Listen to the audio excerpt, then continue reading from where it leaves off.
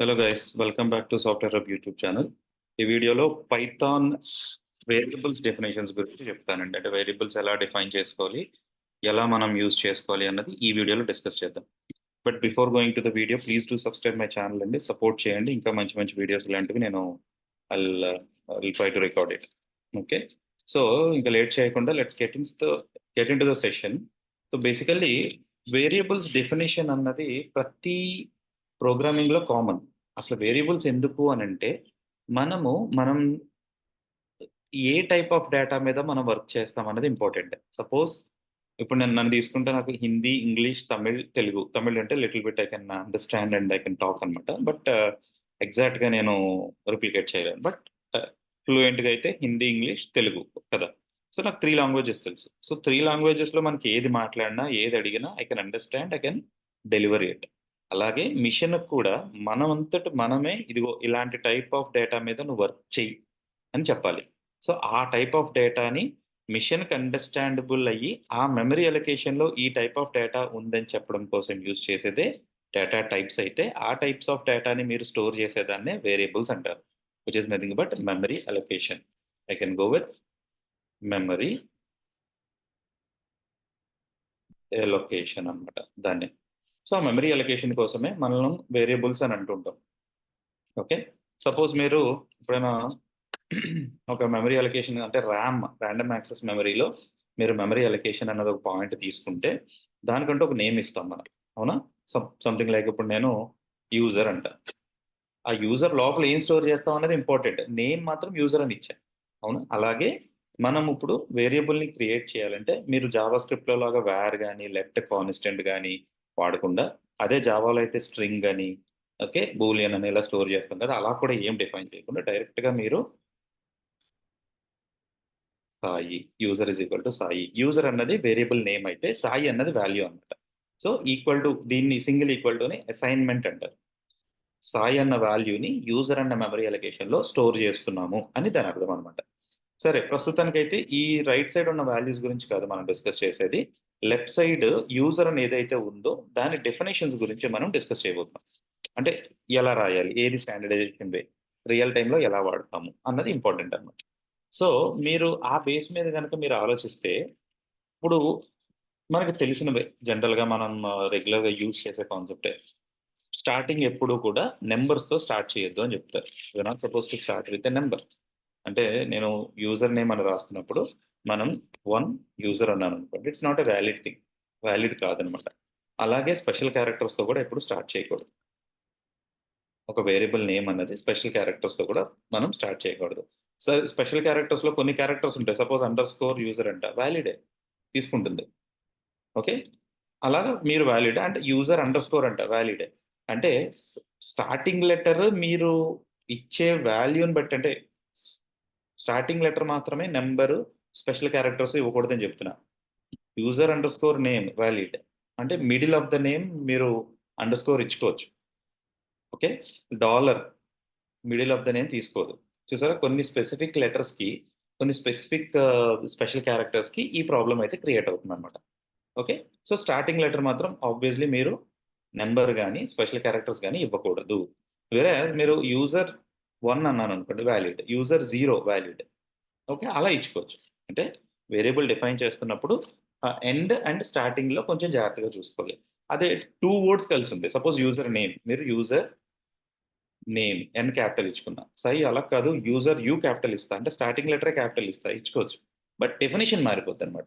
Starting letter ఎప్పుడైనా capital ఉంటే దాన్ని ఒక క్లాస్ అనో, ఓకే, దాన్ని ఒక మెథడ్ అనో అన్నట్టు మాట్లాడుతూ ఉంటారు. సో అందుకని జనరల్‌గా మనం యూ అంటే స్టార్టింగ్ లెటర్ అనేది క్యాపిటల్ లెటర్ పెట్టకుండా మేనేజ్ చేస్తూ ఉంటాం అనమాట. ఓకే.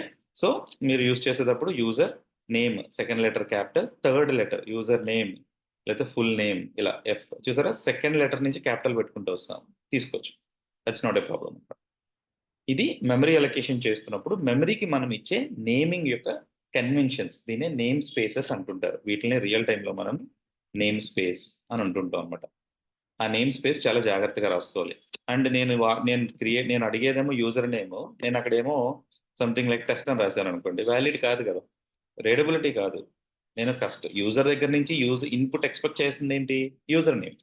బట్ నేను టెస్ట్ అని ఇస్తే యాస్ ఎ డెవలపర్ వేరే వేరే అప్లికేషన్ చూసినప్పుడు నాకు టెస్ట్ అని ఉందనుకోండి, దాన్ని నేనేమని అర్థం చేసుకుంటాను? ఈడేంటి టెస్ట్ అడుగుతున్నాడు అని అనుకుంటాం. కాబట్టి నేమ్ స్పేస్ అనేది ప్రాపర్‌గా ఇవ్వాలనమాట. User or user name something like that. అందుకే నేమ్ స్పేసెస్ అన్నవి కూడా మనం చాలా జాగ్రత్తగా మెన్షన్ చేస్తూ ఉండాలి. That is what main. Okay. So, ఇది మెమరీలో మనం క్రియేట్ చేసే మెమరీ యొక్క నేమ్ స్పేస్. నేమ్ యొక్క మనం ఇచ్చే డెఫినిషన్. అవునా? ఇలా ఇవ్వాలి, ఇలా రాయాలి అని చెప్పాను. ఇప్పుడు అలాగే రైట్ సైడ్ వాల్యూస్ గురించి చూస్తే, వీటిని బట్టి మనం మన మెమరీలో ఏ డేటా స్టోర్ అవుతుంది అన్నది చెప్పగలుగుతాం అన్నమాట. దాన్నే డేటా టైప్స్ అంటారు. దాన్ని మనము డేటా టైప్స్. ఈ డేటా టైప్స్‌లో మనకి పైథాన్‌లో మనకి మెయిన్‌లీ 6 డేటా టైప్స్ ఉన్నాయి. సో, అందులో ఫస్ట్ వన్ వచ్చి న్యూమరిక్. ఓకే. నెక్స్ట్ వన్ వచ్చి ఐ కెన్ సే స్ట్రింగ్ మనకు తెలిసిందే. ఈ 2 మనకి జనరల్‌గా సో, కామెంట్ చేస్తాను. న్యూమరిక్ అంటే నంబరు, స్ట్రింగ్ అంటే మనం యూజ్ చేసే నేమ్స్ వీటిల్ని. అంటే జనరల్‌గా అందరికీ తెలిసిందే బూలియన్. ఈ 3 కామన్‌గా ఉంటాయి. నెక్స్ట్ వచ్చి లిస్ట్. నెక్స్ట్ వచ్చి I can say dictionary. Dictionary. And కొంతమంది టుపుల్‌ని కూడా డేటా టైప్ అంటారు. But yes. అది list, tuple 2 same type of data టైప్సే. దాన్ని చూద్దాం. తర్వాత సెట్ ఒకటొస్తది. ఓకే. అండ్ ఈ టుపుల్, లిస్ట్, స్ట్రింగ్ ఈ మూడిట్లిని ఏమంటామంటే మనం let me take this from here to here. వీటిల్ని సీక్వెన్స్ డేటా టైప్స్ అంటుంటాం అన్నమాట. Okay. Sequence data types. Sequence data types అంటుంటాం. స్ట్రింగ్, లిస్ట్, టుపుల్ వీటిల్ని. ఓకే. ఇవి డేటా టైప్స్. సో, మీరు అదే చూస్తే గనుక ఇక్కడ మీరు క్రియేట్ చేస్తున్నప్పుడు నమ్ ఈజ్ ఈక్వల్ టు 1 అంట. సో, ఇప్పుడు మీరు ఈ టైప్ ఆఫ్ నంబర్ అది ఏ డేటా టైప్ మీరు తెలుసుకోవాలి అనుకుంటే మీరు కావాలంటే ప్రింట్ ఆఫ్ టైప్ ఆఫ్ అదొక మెథడ్ ఉంది. నమ్ అన్నారనుకోండి సేవ్ చేసుకోండి. నౌ ఇక్కడ లెఫ్ట్‌లోకి వెళ్లి ఆ ఫైల్‌ని ఎగ్జిక్యూట్ చేయండి. అండ్ సీ క్లాస్ ఇంట్. ఇంట్ అని చెప్పి అంటే ఇంట్ అంటే ఇంటీజర్ అని చూపిస్తుంది. వెరాజ్ మీరు అదే ఇంకొక వేరియబుల్ తీసుకొని ఓకే. ఈసారి నేను బూలియన్ పెడతా. So, okay. Something like variable Boolean. Okay. Boolean variable is equal to true అని ఇచ్చారనుకోండి. ఇది ట్రూ అని ఇచ్చినప్పుడు అంటే స్మాల్ లెటర్స్‌లో ట్రూ అని ఇచ్చినప్పుడు అది డేటా టైప్ కింద తీసుకోదు. Boolean data type. So, Boolean data type కింద తీసుకోదు అన్నప్పుడు దీనికి స్టార్టింగ్ లెటర్ ఎప్పుడు క్యాపిటల్‌లో ఉండాలి. ఒకవేళ తీసుకోలేదనుకోండి సపోజ్ స్మాల్ లెటర్ ఇచ్చి మీరు కావాలంటే దాన్ని ప్రింట్ చేయండి. It will throws an error. Boolean వేర్ సేవ్ చేయండి. ఇక్కడికొచ్చి ఒకసారి ప్రోగ్రామ్‌ని రన్ చేయండి. చూసారా? Trace back most recent calls boolean is equal to true. True is not a defined. True అన్నది డిఫైన్ అవ్వలేదు. ఇదొక వేరియబుల్ కింద డిఫైన్ చేసుకుంటుంది. ఓకే. మీరు అదే క్యాపిటల్ ట్రూ అని ఇచ్చారనుకోండి. సో, ఇప్పుడు మీకు it will work as true. ఇప్పుడు అదే దాని టైప్ చూస్తే టైప్ ఆఫ్ బూలియన్ వేర్ అన్నదాన్ని చూస్తే గనక సేవ్ చేసుకోండి. మళ్ళీ రన్ చేయండి. You can see bool. Bool అంటే బూలియన్ డేటా టైప్ అని అర్థం. సరే సాయి నంబర్‌కొద్దాం ఒకసారి. నంబర్‌లో మీరు 1 అనే పెట్టారు. నేను ఫ్లోట్ వాల్యూ ఇస్తాను. వర్క్ అవుతా? ఫ్లోట్ అంటే 1.2.3 సంథింగ్ లైక్ థట్. వర్క్ అవుతుందా? యెస్. ఇట్ విల్ వర్క్ అండి. ఇందులో నంబర్‌లో మీకు డేటా టైప్స్ వచ్చి ఐ కెన్ సే న్యూమరిక్‌లో మీకు ఇంటీజర్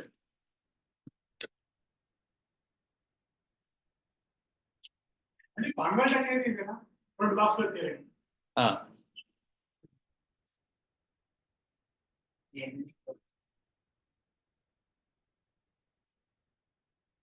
ఓకే. ఇందులో ఇంటీజర్ తర్వాత మీకు ఫ్లోట్ డేటా టైప్ ఉంది. అలాగే మీకు ఇంకో థర్డ్‌ది కాంప్లెక్స్ అన్నమాట. కాంప్లెక్స్. ఓకే. సో, ఇంటీజర్ నేను చూపించా ఇక్కడ. నమ్ ఈజ్ ఈక్వల్ టు 1 అని. ఫ్లోట్ అంటే నేను ఇందాక చెప్పా కదా! Float number. ఫ్లోట్ నమ్ ఈజ్ ఈక్వల్ టు పాయింట్స్‌తో ఉంటది. 1.2, 1.3 సంథింగ్ లైక్ థట్. ఇప్పుడు మీరు ప్రింట్ ఆఫ్ ఫ్లోట్ నమ్ సేవ్ చేసి రన్ చేశారనుకోండి. యూ కెన్ సీ 1.2 అని చెప్పి 1.2 కనపడుతుంది. ఇప్పుడు దాని టైప్ గనక చెక్ చేస్తే ప్రింట్ ఫ్లోట్ నమ్ గనక చెక్ చేస్తే okay. Now try to run it.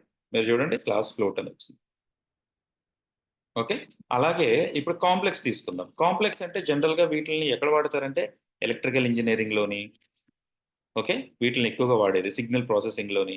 అంటే మనం జనరల్‌గా మనం డెవలప్ చేసే అప్లికేషన్స్‌లో ఉండవు. బట్ మీ ఈ ఎలక్ట్రికల్ ఇంజినీరింగ్స్‌లో గాని, సిగ్నల్ ప్రాసెసింగ్ అంటే సిగ్నల్ పాస్ అవుతుంటుంది చూసారా? అందులో గాని, కంట్రోల్ సిస్టమ్స్‌లో గాని, ఫిజిక్స్, మ్యాథమెటిక్స్‌లో ఎక్కువ వాడుతుంటారనమాట. అంతెందుకు ఆడియో ప్రాసెసింగ్. ఆడియో గనక రికార్డ్ చేసి మీరు ప్రాసెస్ చేస్తున్నప్పుడు ఆడియో ప్రాసెసింగ్‌లో కాంప్లెక్స్ వేరియబుల్స్ అవి వాడుతుంటారు. సో, జనరల్‌గా కాంప్లెక్స్ వాల్యూ అంటే ఇప్పుడు సపోజ్ నేను complex var is equal to I'll go with something like number plus 1j plus 1j ఓకేనా? ఇలా తీసుకోండి.